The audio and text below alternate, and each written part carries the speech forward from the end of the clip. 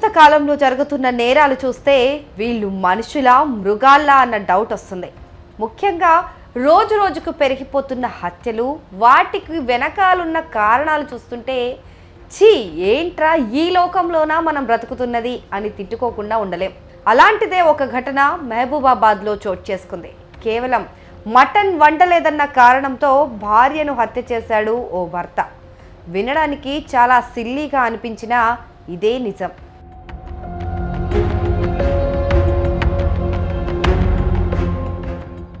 పోలీసులు తెలిపిన వివరాల ప్రకారం మహబూబాబాద్ జిల్లా సీరోలు మండలం మాంచాతండా గ్రామానికి చెందిన బాలు, కళావతి దంపతులు వ్యవసాయ పనులు చేసుకుంటూ జీవిస్తూ ఉంటారు. అయితే బాలు బుధవారం రోజు పని మీద బయటికెళ్ళాడు.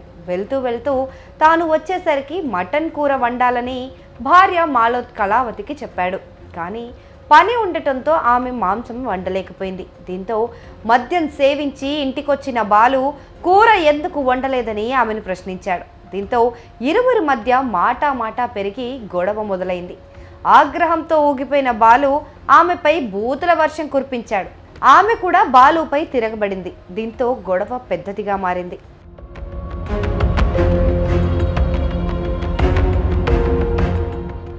ఈ క్రమంలోనే విచక్షణ కోల్పోయిన బాలు ఇంట్లో ఉన్న కర్రతో ఆమె తలపై బలంగా కొట్టాడు. దీంతో కళావతి స్పృహ కోల్పోయింది. ఈ విషయాన్ని గమనించిన పక్కింటి వారు ఆసుపత్రికి తీసుకెళ్లారు.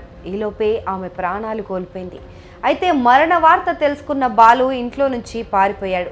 మృతురాలి తల్లి ఇచ్చిన ఫిర్యాదు మేరకు ఘటనా స్థలానికి చేరుకున్న పోలీసులు కేసు నమోదు చేసి దర్యాప్తు చేస్తున్నారు.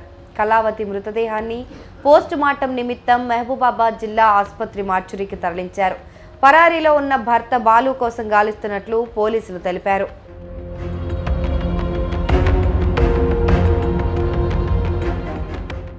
ఈరోజు సీరోల్ మండలం భూమిచెట్టుతండ గ్రామ పంచాయతీలోని మాంజాతండాలో ఇస్లావతి లక్ష్మి అనే ఆవిడ 9:30 గంటల సమయంలో పోలీస్ స్టేషన్కి వచ్చి తన కూతురైనటువంటి మాలోత్ కళావతిని తన అల్లుడైనటువంటి మాలోత్ బాలు రాత్రి మటన్ కర్రీ వండలేదనే నెపంతో కొట్టి చంపినాడని చెప్పేసి దరఖాస్తు ఇవ్వగా ఆమె ఫిర్యాదు మేరకు తన అల్లుడైనటువంటి బాలు పైన కేసు నమోదు చేసి దర్యాప్తు చేయడం జరుగుతుంది.